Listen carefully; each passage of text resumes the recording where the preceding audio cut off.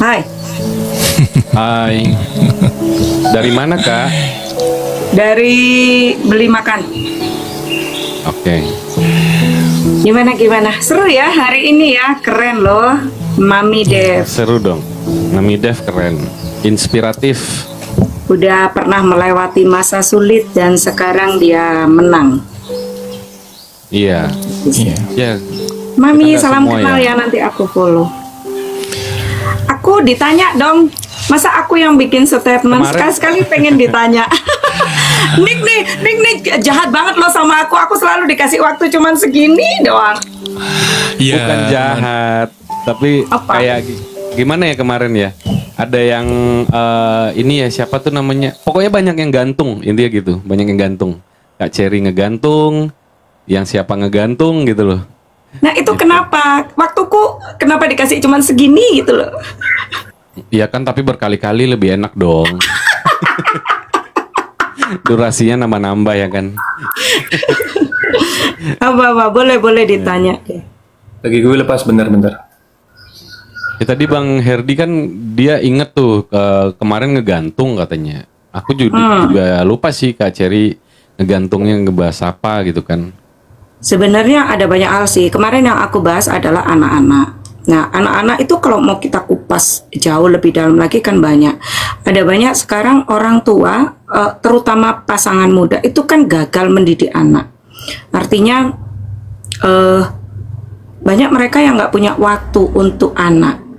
Benar nggak sih? Mereka sibuk cari kerja, lebih memprioritaskan untuk finansial, tetapi lupa bahwa anak-anak ini adalah next generasi yang harus kita pertanggungjawabkan.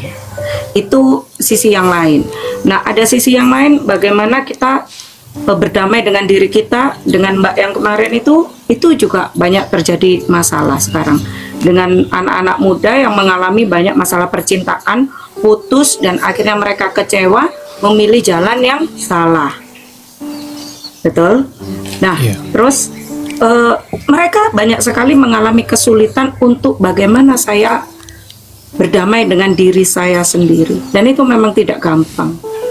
Saya menyadari itu, makanya ketika banyak orang yang konseling sama saya, mereka by telepon aja menceritakan masalahnya, saya udah bisa merasakan apa yang mereka rasakan, karena saya pernah di fase itu.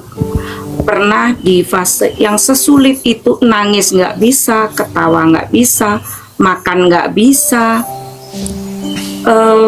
udah hopeless, udah depresi. Bahkan psikolog, teman saya S2 psikolog, nggak bisa ngatasi. Dia cuma bilang begini, namaku Ririn aslinya. Aduh, nggak bisa deh Rin, aku nggak bisa ngatasi kamu. Bagaimana kamu harus sekarang tuh bingung aku, dia bilang seperti itu. Itu saya sudah 3 hari nginep di rumah temanku itu, yang psikolog itu. Akhirnya aku ambil keputusan, oke, karena kamu nggak bisa, aku pulang. Aku pulang, masuk kamar, diem, nggak nangis, nggak ngomong, nggak makan selama 3 hari. Itu dia udah yang hancur banget, bahkan sudah yang gini. Aduh, aku udah bersalah loh sama Tuhan. Aku ini udah salah banget.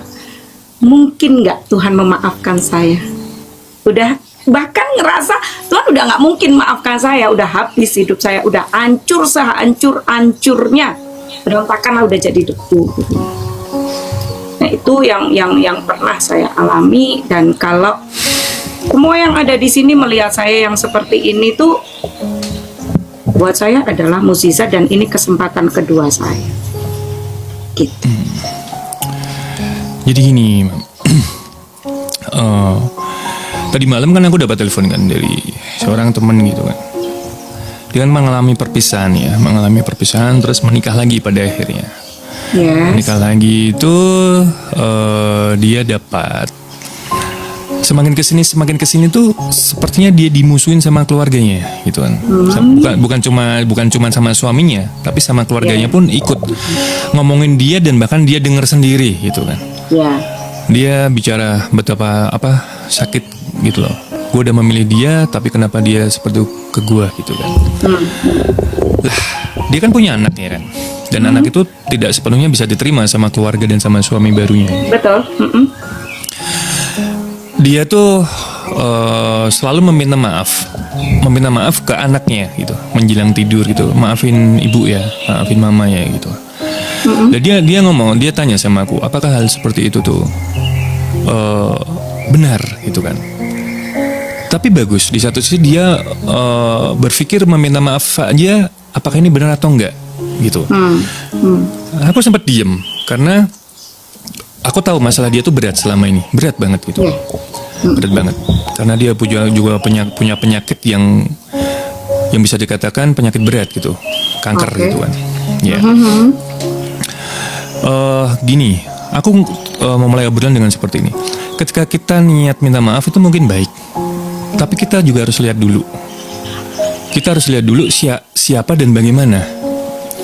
Bahwasanya seorang anak itu, apalagi anak ya di golden memory usia-usia segitu kan, ketika kita sering meminta maaf itu di satu sisi mungkin nggak akan baik bagi kondisinya dia dengan kondisi keadaan keluarga yang seperti itu. Kenapa? Ketika kita meminta maaf itu malah anak itu pada akhirnya jadi mikir, apa yang terjadi? Apakah mama ini dengan suami barunya nggak bahagia, atau mama ini dengan keluarga barunya nggak bahagia? Jadi kayak luka. Boleh aku potong sebentar, anaknya umur berapa? 6 tahun. Oh, masih kecil banget. Oke, Iya, lanjut. tapi udah paham. Gitu. Iya, udah paham, tapi masih kecil. Itu kalau menurutku aku kurang setuju karena itu kan membuat luka. Laki Luka. apa perempuan? Cewek. Anaknya. Cewek. Oke. Iya kan? Ketika anak kecil mungkin kita berniat baik untuk meminta maaf ya. Nah, makanya aku berpikir meminta maaf yang apa dulu. Kalau kita melakukan kesalahan di depan mata anak itu, terus kita meminta maaf, mungkin ini salah satu ajaran. Yes. Ya untuk nanti kedepannya anak-anak itu akan selalu meminta maaf atas kesalahannya dia.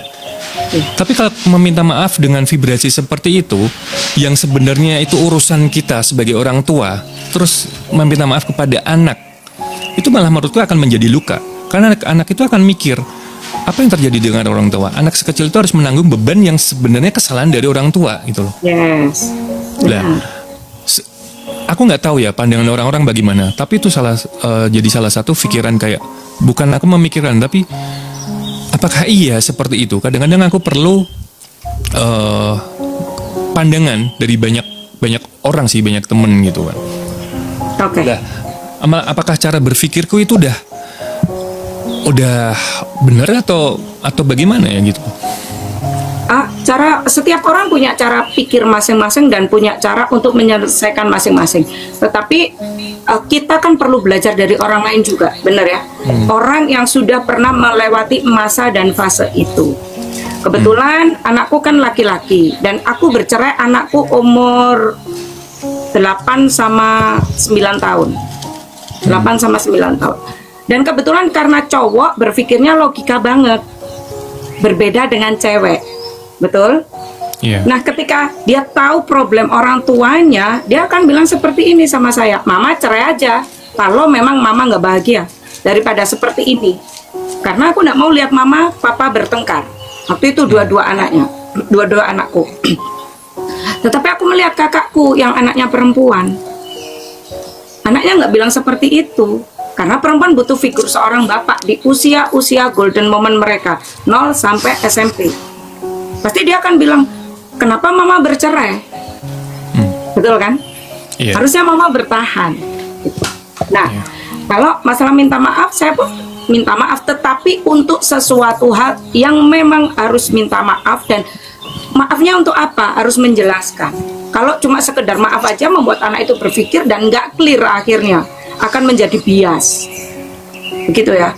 Karena saya sampai hari ini pun masih minta maaf untuk sesuatu hal yang memang karena kita berpisah, otomatis ada sisi yang hilang dari mereka. Karena kita sebelumnya sangat bahagia banget, kita punya waktu keluarga yang baik, terus tiba-tiba dia hilang di usia segitu. Itu akan merubah semuanya, pola pikir, kebiasaan dan pola pandang mereka memandang sebuah keluarga. Nah, saya sama papanya sepakat, kita bilang, oke, kita minta maaf. Saya bilang sama mereka, mama sama papa minta maaf karena ini yang terjadi. Tetapi kalian tidak akan pernah kehilangan figur papa dan tidak akan pernah kehilangan figur mama. Kalau saya bilang papamu tetap papa yang terbaik, papanya pun bilang sebaliknya, mamamu tetap mama yang terbaik. Dan itu tertanam sampai hari ini. Itu kemarin sudah saya spill ya, anak saya sudah di universitas, sudah kuliah. Jadi sampai hari ini mereka menganggap papaku papa yang terbaik, mamaku mama yang terbaik. Itu yang membuat anakku tidak menjadi seorang anak yang pemberontak, even mereka laki-laki. Sangat menghormati orang tuanya dan sopan terhadap lingkungan. Pola pikirnya Nick bener, karena mesti ada alasan kenapa kamu minta maaf, bener gak? Kalau alasannya karena kamu belum bisa membahagiakan anakmu, it's okay, fine, gak masalah. Karena memang kenyataannya kamu belum bisa membahagiakan anakmu. Kalau kamu minta maaf untuk karena saya salah pilih suami, ya itu bukan porsinya anak. Begitu. Enggak, ini tuh yang penekanannya di hal ini tuh perlunya minta maaf sama anak itu, apakah harus ngeliat momen gitu? Harusnya iya sih, karena gini, setiap kejadian di dalam hidup kita tanpa kita sadari ada momen-momen kita melukai hati anak kita loh. Momennya ini kan berbeda kak, gitu loh. Begini, kan kita nggak tahu pada saat dia menjalankan rumah tangga yang kedua ini seperti apa. Bisa jadi anak itu melihat pertengkaran, anak itu melihat bagaimana mamanya disakiti, melihat bagaimana mamanya diperlakukan oleh keluarga ini loh. Iya. Ya, dan itu melukai anaknya secara tidak langsung. Dan itu bisa menyebabkan kebencian kepada, kita lihat background, ada benang yang harus ditarik panjang banget. Bagaimana kehidupan rumah tangganya yang pertama sampai dia bercerai. Benar kan? Kalau ternyata rumah tangga yang pertama ini juga melukai anaknya, meninggalkan luka, anak ini akan semakin benci gitu loh. Bisa benci kepada bapaknya, bisa benci kepada ibunya. Terus yang lebih parah lagi, dia tidak akan pernah percaya dengan adanya suatu relationship, hubungan. Hai, keluar. Iya, sebenarnya psikis anak tuh sangat-sangat perlu kita perhatikan ya. Bahkan untuk meminta maaf aja kita juga harus mikir ya gitu loh. Iya. Iya. Jadi ketika dia melihat itu situasinya, kalau orang tuanya sadar itu menyakiti, kenapa sih anak-anak itu tidak boleh membenci orang tuanya itu kenapa? Karena mohon maaf nih ya, agak sensitif banget, tapi boleh nggak ngomong di sini? Boleh. Serius, ini agak sensitif karena gini, kenapa anak-anak itu tidak boleh membenci kedua orang tuanya? Terutama laki-laki tidak boleh membenci papanya, kalau perempuan tidak boleh membenci ibunya. Karena itu yang banyak sekali menyebabkan terjadinya penyimpangan hubungan relationship. Akhirnya terjadi perempuan dengan perempuan, laki-laki dengan laki-laki. Salah satu ya. Ya, salah satu. Tapi mostly, kalau kita gali ke sana pasti seperti itu. Itu kenapa untuk membalut luka ini supaya anak ini tidak membenci, kita peluk mereka, kita minta maaf gitu loh.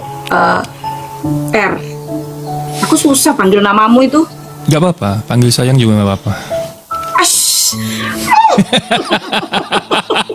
nyampe di sini, Bu. Ya ada ya, daripada susah-susah ya kan. Manggil nama aja bingung.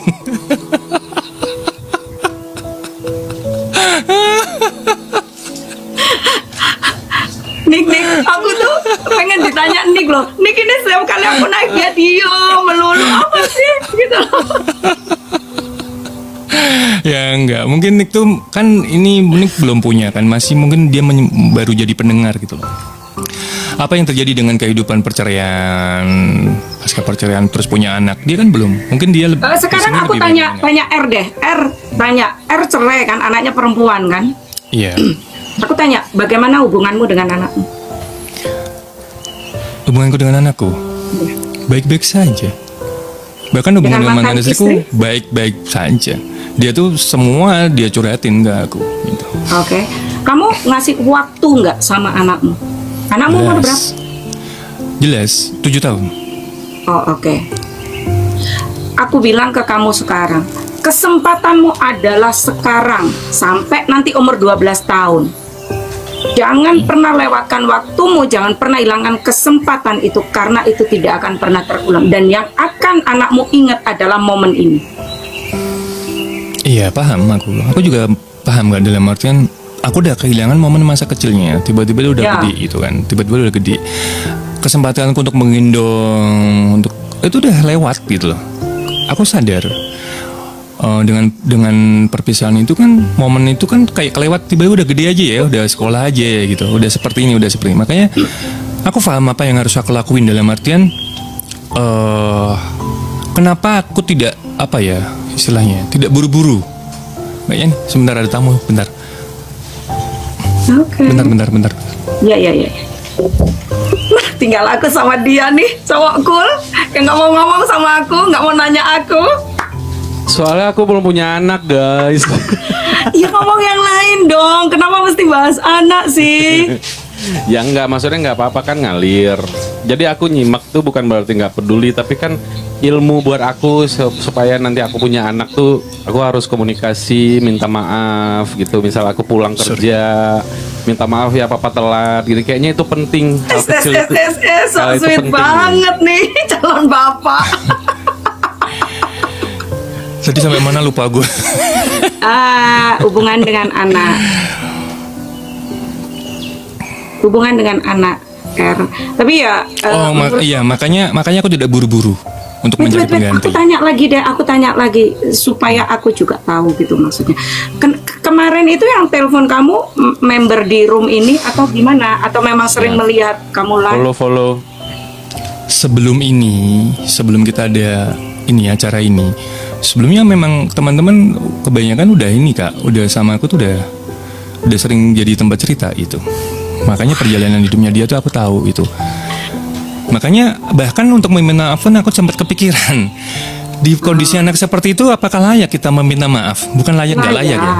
Bukan layak nggak layak sih, tapi lebih ke psikologis anaknya. Ya karena gini, karena dengan minta maaf itu luka itu akan cepat sembuh nih. Salah. Nggak sayang. Cinta. Aku turun ya guys. Enggak. Oke. Ketika kita minta maaf luka itu sembuh. Tapi apakah anak itu kan jadi mikir kan, Kak? Jadi lebih mikir. Tapi juga tidak boleh terlalu sering. Gini nih, kenapa aku tadi gini, mesti dijelaskan kenapa aku minta maaf. Contoh yang paling real adalah baru-baru ini aku minta maaf sama anakku yang gede. Mereka tuh kan nggak pernah ngeribetin aku, nggak pernah ngerepotin aku. Nah suatu hari dia minta tolong, Mama, aku minta tolong Mama ini deh gitu. Terus aku nggak bisa tolong dia. Aku minta maaf ya Mama belum bisa tolong. Dia bilang oke Ma. Iya. Karena udah gede gitu loh. Ya kan masih bocah. Ya, itu sejak kecil sayangku cintaku, aku bilang seperti itu.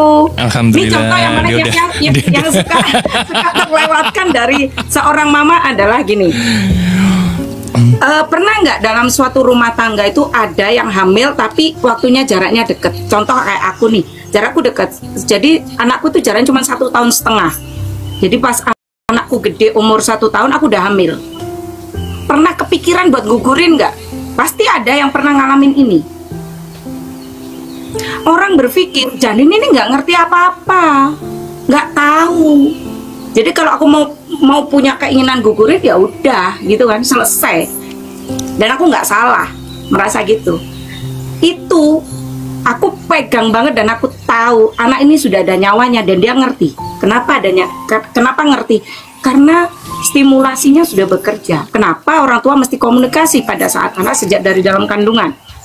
Ketika dia lahir, dia mulai ngerti. Aku bilang sama dia, Adek, Mama minta maaf. Dia tanya, kenapa Mama minta maaf? Karena waktu adik dalam kandungan, Mama pernah berniat menggugurkan. Dan dia tanya, kenapa Ma? Karena waktu itu kakak masih kecil. Akhirnya apa yang terjadi? Dia nggak pernah luka. Karena penolakan karena kita mau gugurin berarti ada penolakan kan di dalam diri kita terhadap anak ini. Penolakan itu sangat-sangat bahaya, riskan, tapi banyak sekali ibu-ibu nggak menyadari itu. Akhirnya anaknya menjadi apa? satu pemberontak, nakalnya minta ampun, Iya. dan dia menjadi keras hati dan keras kepala. Jujur, anakku dua laki-laki bertengkar aja nggak pernah. Nggak pernah. Serius, jadi kalau aku ngelihat anak yang bertengkar di depan mataku, aku yang shock banget. Wow, bisa begitu ya? Gitu. Jadi minta maaf itu penting, sayangku. Gimana? Bais, lo itu laki kok pengen Sandalin gugurin. Maksudnya Maksudnya minta maaf dan memaafkan lah ya antara orang tua dan anak ya, Ya, diajarin ya. betul. tapi kita kan juga perlu memikirkan psikisnya dia gitu. Waktunya udah tepat atau belum gitu kan. Udah saatnya atau belum. Gini deh, minta maaf itu baik apa buruk? Kok nih sih? Kenapa sih? Hatiku ke sayangku, tapi pikiranku ke Nik. Berarti maruk namanya nih. Enggak, nama Nik itu lebih gampang dipanggil gitu loh. Aku ini memang agak susah panggil namanya kamu. Oke, minta maaf itu baik gitu. Oke. Tapi kan kita juga harus lihat momen. Minta maaf itu baik. Nggak ada yang nggak sepakat bahwasanya kita minta maaf. Terus momen kapan kamu harus bisa minta maaf dalam kondisi seperti yang di konseling ke kamu? Ya, jadi gini Kak.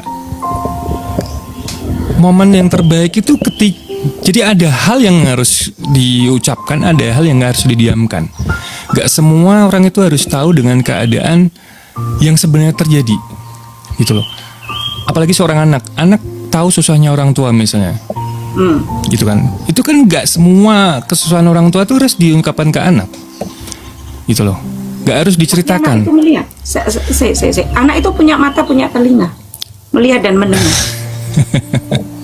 Jadi gini. Anak di umur tertentu kan belum paham apa yang terjadi. No, nggak bisa seperti itu. Jangan pernah berpikir anak itu nggak ngerti. Salah kalau kamu berpikir seperti itu. Anak itu akan mengerti, tetapi dia ada yang begini mikirnya, aku perlu bertanya nggak ya? Mungkin belum sampai, kita mikirnya belum sampai ke sana. Tetapi ada hal-hal pada saat mereka memang belum nyampe di usianya, kita harus ceritakan loh. Tapi dengan bahasa yang ringan. Bahkan usia anak 5 tahun, 6 tahun sekalipun. Ya kalau 5 tahun kan belum paham. Kalau 6 tahun aku rasa sudah ngerti. Contoh anakmu nih minta sesuatu di kamu deh. Jadi aku pengen itu deh mainan tapi harganya 5 juta. Apa yang kamu katakan? Kalau kamu punya duit pasti kamu akan belikan. Itu porsi orang tua yang punya duit, tapi aku rasa itu tidak mendidik. Tapi bagaimana dan apa yang akan kamu sampaikan ketika kamu akan mendidik anak ini? Itu case yang berbeda, Kak. Itu case yang berbeda. Sama, itu contohnya Ya, gitu iya. loh. Tapi lebih berat, ini tuh ibunya minta maaf karena telah menikah lagi dan pada akhirnya seperti ini. Gitu loh. Cek, pernikahan itu melukai anaknya enggak? Aku rasa aku nggak- melukai. Putus-putus. Masuk gak? Masuk. Kayaknya dirimu perlu beli ini baru deh sayang.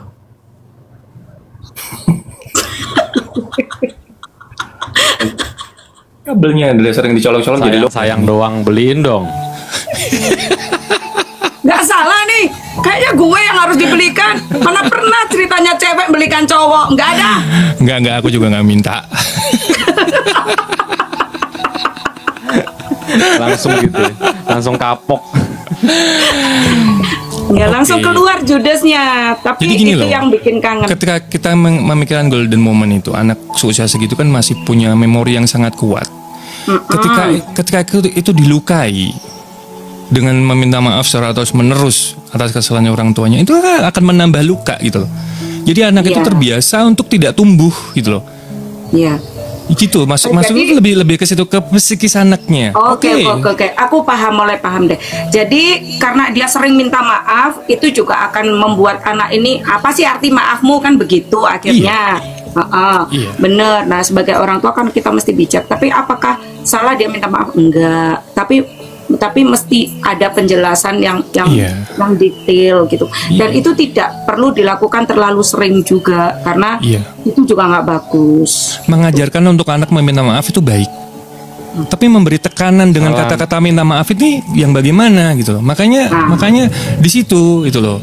Makanya letaknya mungkin sama-sama minta maaf tapi tekanannya itu sangat berbeda gitu. Apalagi terhadap perkembangan anak. Ini yang aku pikirkan gitu. Bahwasanya kalau membelikan mainan, maaf ya, Bapak belum bisa membelikan mainan, mungkin kalau nanti ada rezeki lagi bisa beli. Itu beda sama urusan yang berat ini tadi. Kalau menurutku ini berat karena anak ini udah pernah hidup di dua keluarga gitu loh. Mungkin dengan keadaan yang berbeda. Dan pola keluarga pasti berbeda. Setiap keluarga itu kan punya pola dan cara masing-masing. Tetapi kadang mikir juga sih ya, kenapa anak usia 6 tahun mesti ngalamin itu. Dan apalagi cewek. Kalau aku, seandainya anakku perempuan, by the way aku sudah pernah nikah 2 kali. Dan yang kedua adalah yang cuma 5 bulan pernikahan, tetapi itu yang membuat aku hancur-hancuran.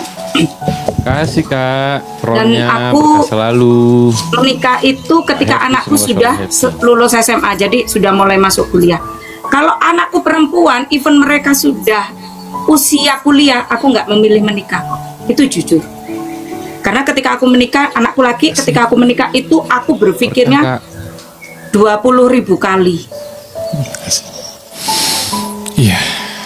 Ya makanya tuh letaknya di situ. Mungkin sama-sama gini loh. Aku juga pengen apa ya? Sharing hal ini tuh karena menurutku juga kadang-kadang kita melakukan sesuatu yang menurut kita baik, menurut kita benar, belum tentu untuk kesehatan mental orang lain gitu. Ya, setuju. Bicara situ. Kalau aku sih memilih nggak menikah ya. Cek.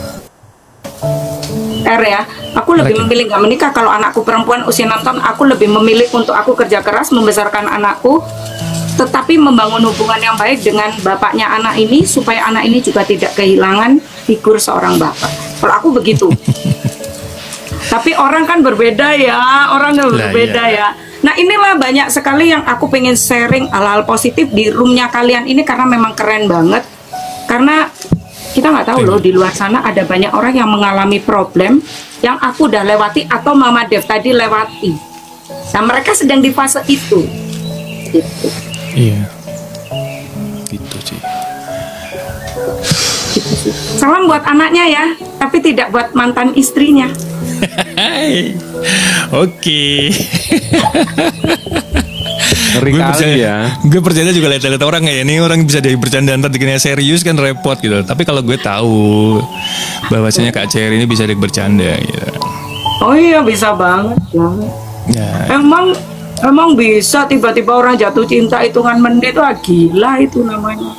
Itu nafsu. Apanya? Seorang ibu sekaligus seorang anak. Iya, Bang. Betul nih, nafsu nih.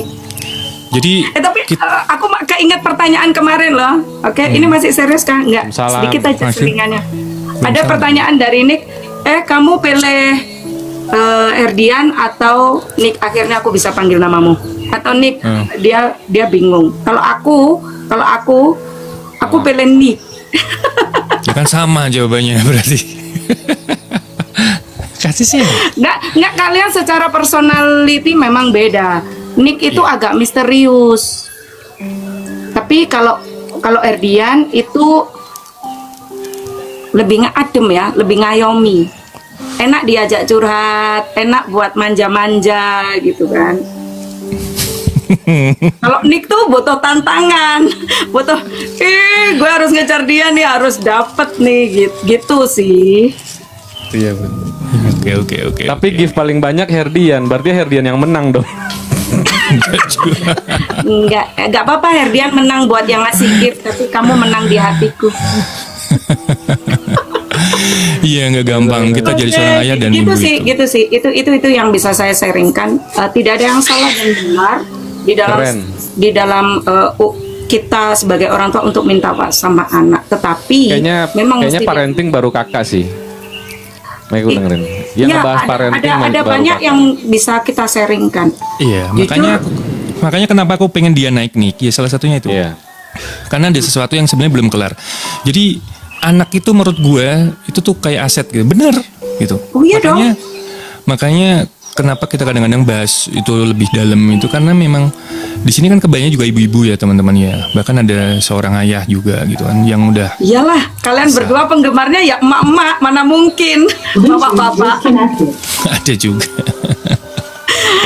Tapi gini, anak itu, Erdian kan bilang nih kalau anak itu aset, tetapi jangan pernah berpikir itu asetnya kamu. Oh iya. Ya, contoh begini deh. Ada banyak orang tua di zaman dulu nih yang sudah turun-temurun turun ke kita, itu mereka bilang seperti ini. Aku nanti tua mau ikut kamu, atau aku pengen diikut sama anakku gitu kan. Jangan pernah seperti itu, karena itu juga salah. Itu menaruh beban yang berat di pundak anak kita. Iya. Emang... Aku sekarang umur 47 dan aku sudah bebas tanggung jawab dari anak-anak untuk masalah finansial dan sebagainya karena mereka sangat mandiri.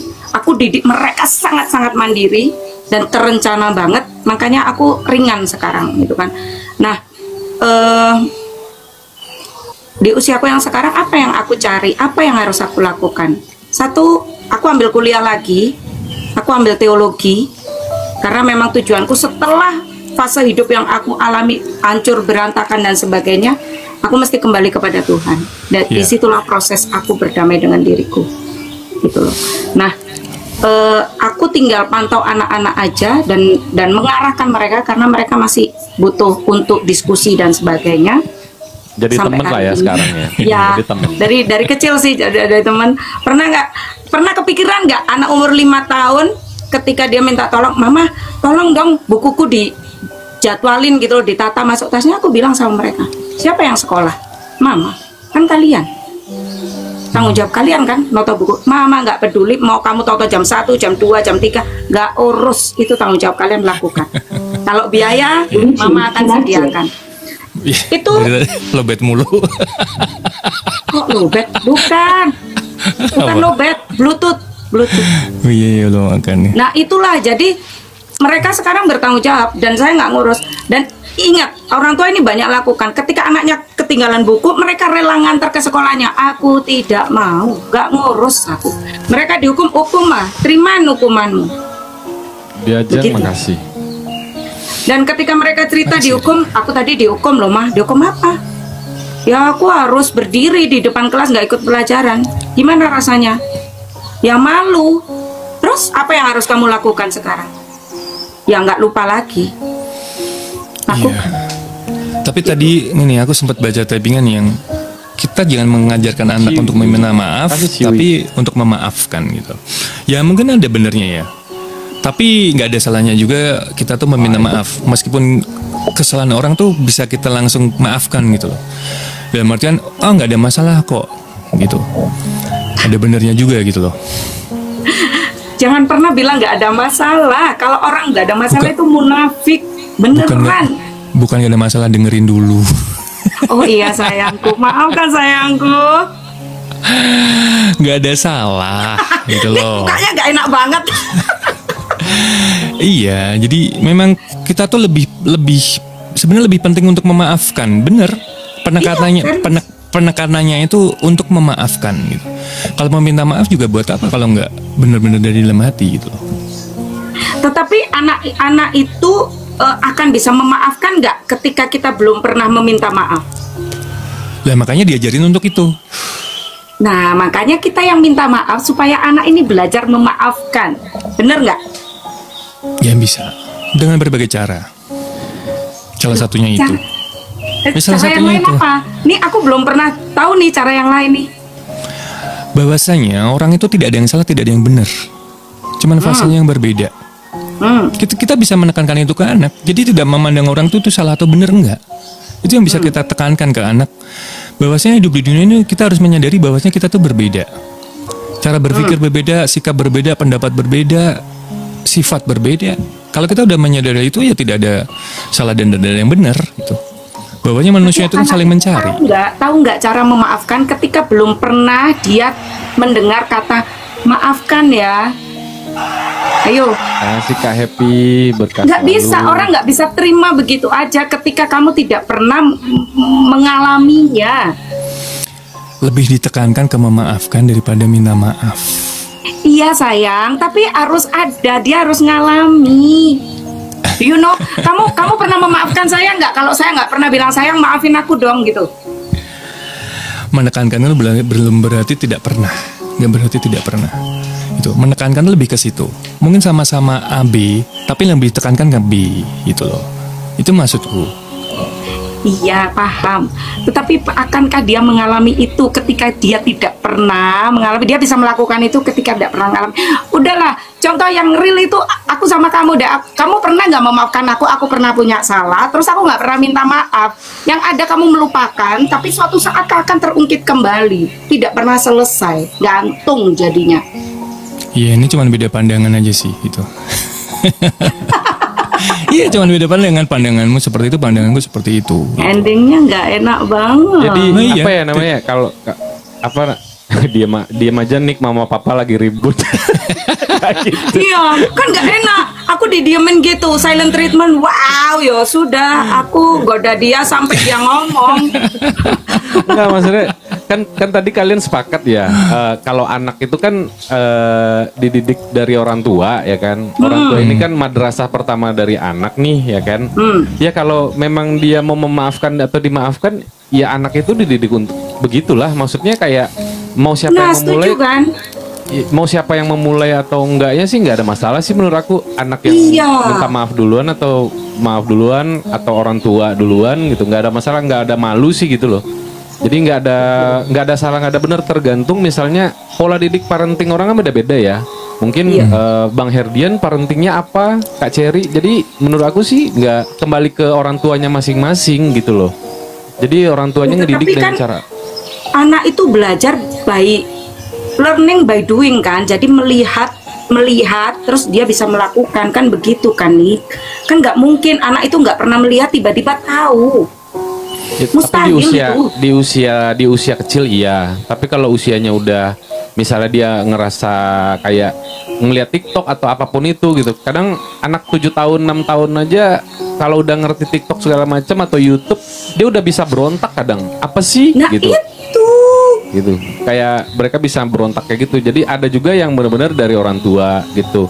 Misal ini nggak baik nak, ini nggak baik nak, iya katanya. Ada juga ini nggak baik nak, enggak sih, aku pernah nonton di YouTube gini. Jadi ya tergantung parenting kalian masing-masing sih gitu loh. Kayak gimana si anak, memang agak ribet ya kalau mesti. nggak bisa. Aku sama dia harus sepakat dong.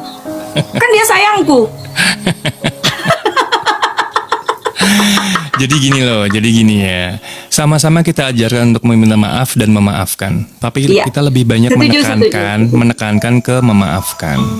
Iya, setuju. Gitu loh, setuju lebih ke situ sebenarnya. Iya, kan aku debat kamu karena kalau nggak debat nggak seru. Iya. Iya benar, kadang-kadang kita harus ini ya, harus ada terjadi kayak beda pendapat biar lebih ngerti, biar lebih terbuka gitu loh kadang-kadang pikiran kita itu. Dan untuk saling mengenal biasanya harus terjadi itu sih. Kadang orang berpikir iya, harus ada pembanding. Jangan ke sana. Nggak, kadang gini loh, orang menghindari pertengkaran, padahal dari pertengkaran itu akan terjalin suatu hubungan yang indah loh. Iya, bisa jadi. Tetapi banyak bisa orang jadi. Tapi nggak semua. Ya nggak semua sih. Itu aku. Iya.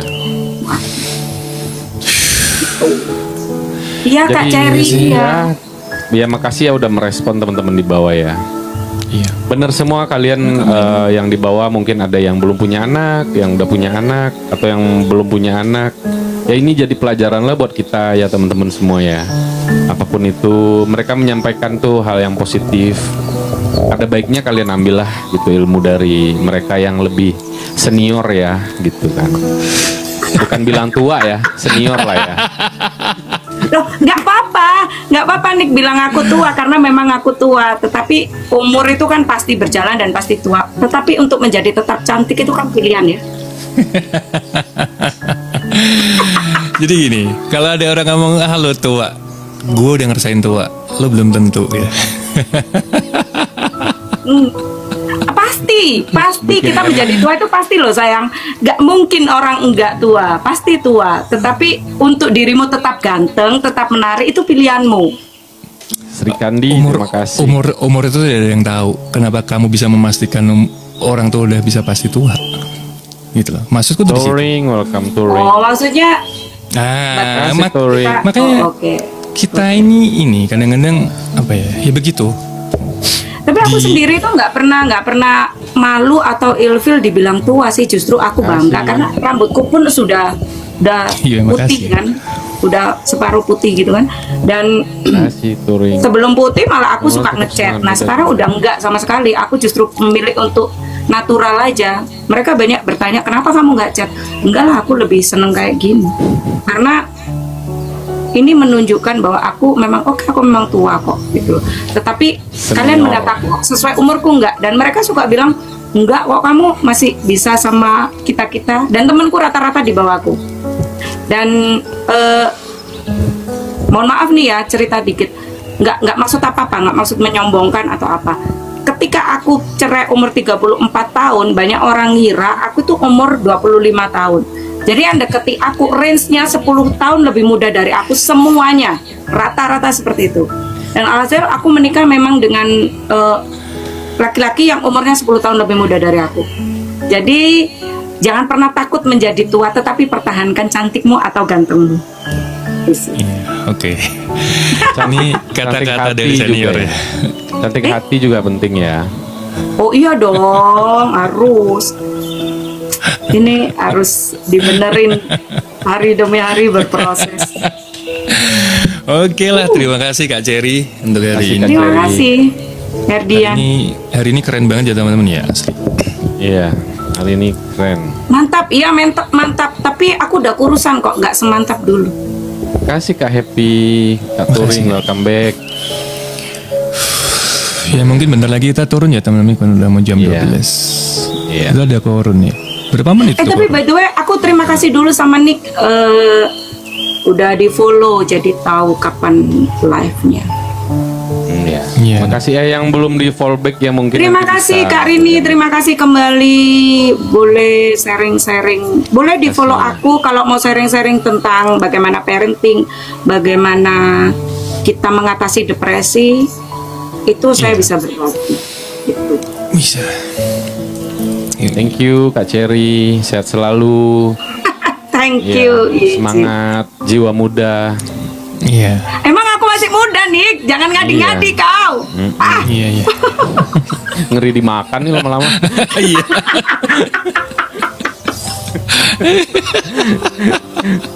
Dicolek dikit ya kan. Gitu ya. Itulah, jadi nih kalau ngadepin aku kan, nih kapan harus slow, kapan harus keras tuh mesti tahu gitu loh. Iya. Doa yang terbaik ya untuk host dan Nohaberdian, sehat bahagia dan sukses. Amin ya robbal Amin. alamin. Amin ya. Itulah teman-teman, kita nunggu korun dulu, habis itu turun ya. Maaf kalau ada banyak salah kata dari aku, perbuatan, sikap. Sama. Itu mungkin kekurangan dariku. Mungkin juga Nick juga seperti itu. Semoga hari ini kita happy, bisa menjalani hidup dengan bahagia. Tapi Erdian boleh nggak satu pertanyaan aja lagi, satu aja. Ya, gimana? Sebelumnya Erdian memang ambil psikolog atau memang by pengalaman aja? Aku jujur ya, aku psikolog sampai semester 5. Habis itu aku ambil akuntansi. Terus Sampai lulus akuntansi. psikolognya nggak lulus? Enggak, bukan nggak lulus, memang berhenti karena aku ngerasa bukan passionku ya, dalam artian aku lama-lama di sini kayak gila gitu loh. Oh iya, memang ada yang seperti. Tetapi justru aku melihat sekarangnya kamu, ilmu yang kamu pakai adalah ilmu psikolog. Enggak juga, aku kerjaan tetap di akuntansi.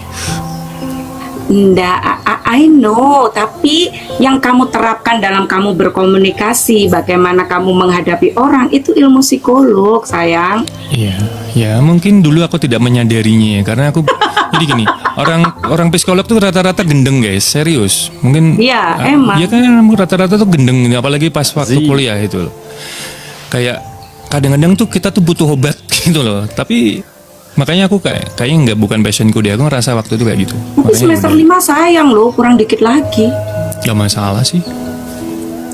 Iya, tapi Banget. setidaknya ilmu yang kamu dapat udah bisa berguna untuk orang-orang saat ini ya. Ketika kamu melakukan ini semua berpartner dengan Nick, itu akan menjadi suatu bermanfaat buat orang lain. Ya kita Karena- temenan sama Nick udah lama kak. dia tahu, kita tahu, Lah aku tahu iya. dia tahu aku itu.